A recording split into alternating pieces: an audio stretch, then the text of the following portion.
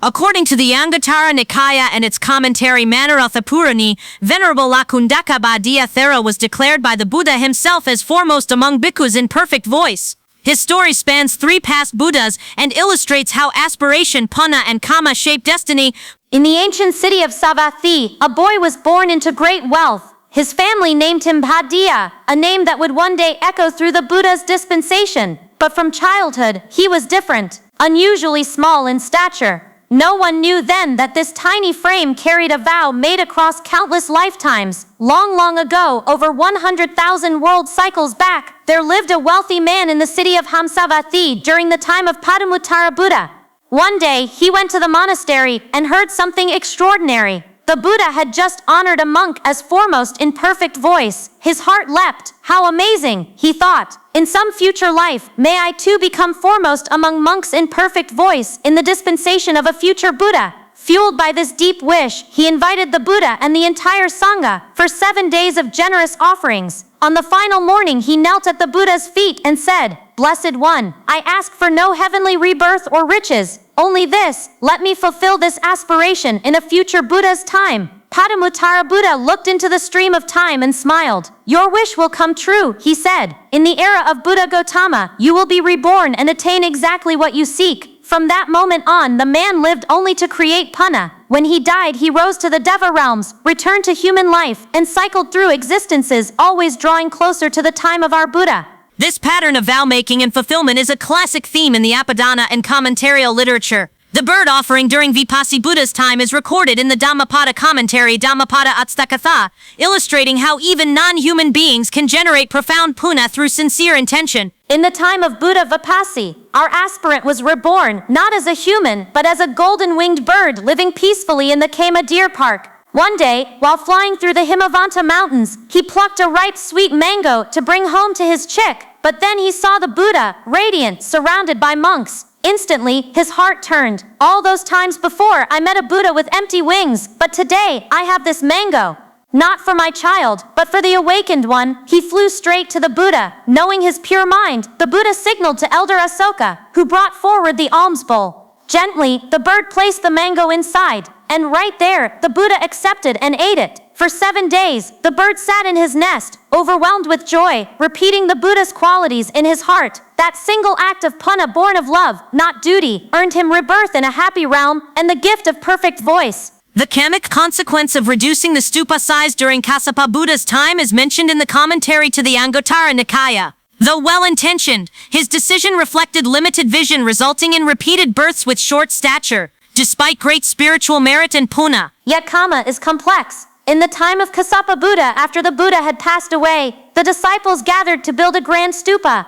They argued, 7 yojanas, 6, 5, each wanting to honor the Buddha beyond measure. Our aspirant, now a master builder, stepped in. "Friends," he said gently, "think of the future. Let it be beautiful, but also manageable.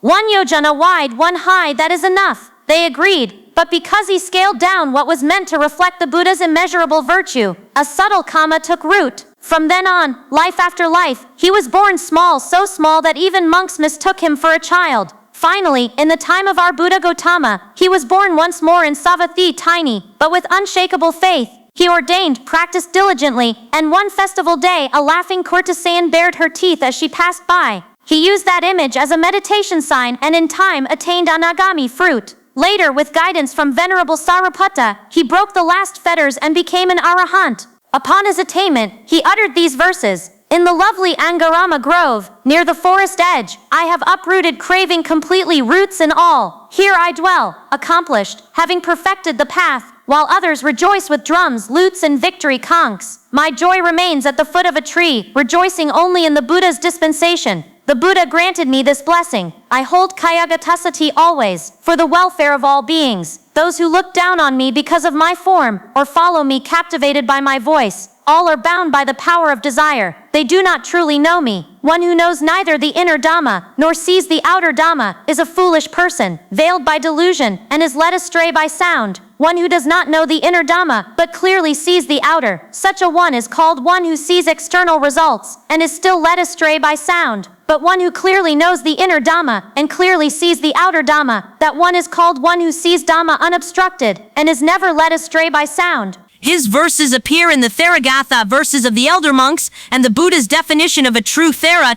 not by age, but by wisdom and purity, is found in the Anguttara Nikaya. Even as an arahant, people underestimated him. Monks thought he was a novice. Young boys pinched his cheeks and teased, "Are you scared? Still happy in the Saṅgha?" But he never flinched, never frowned. His mind was like a mountain untouched by wind, praise or scorn.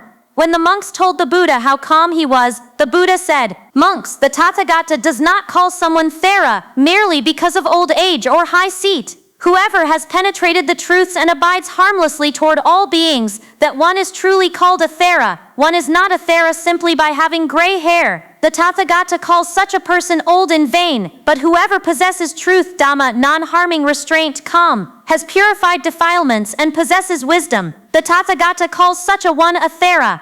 Monks, the wise are unmoved, like Mount Tan in a storm. They do not waver with blame or flattery. And then, before the fourfold assembly, monks, nuns, laymen, laywomen, the Buddha raised his voice and declared, "Bhaddiya, the short-statured, is foremost among my monks in perfect voice, not because his voice was loud, but because it carried truth, clear, pure, and free. So remember, greatness isn't measured in height, but in heart. And a single sincere wish backed by punna can echo across 100,000 lifetimes until it blooms in the light of the Dhamma." Yet his story did not stretch to the end of the Buddha's life. Venerable Lakuṇḍaka Bhaddiya passed away peacefully while the Buddha was still teaching, long before the great passing at Kusinara. Because of this, he was not present at the first council, where the Dhamma was recited and preserved. But his voice, it never faded, for the Buddha himself had already declared it, foremost in perfect voice, not for chanting in grand assemblies, but for speaking truth from a heart utterly free. He died as he lived, small in form, vast in attainment. No one recorded his age, no stupa was built in his name, but in the pages of the Theragatha his verses remain a quiet testament to one who saw both inner and outer Dhamma, and was never led astray by sound. Venerable Lakuṇḍaka Bhaddiya attained parinibbana during the Buddha's lifetime. His life exemplifies how punna, aspiration, and kama, not physical form or longevity, determine one's place in the Saṅgha of the noble ones. May you all be blessed by the sound of Venerable Lakuṇḍaka Bhaddiya, so beautiful to hear, truly amazing.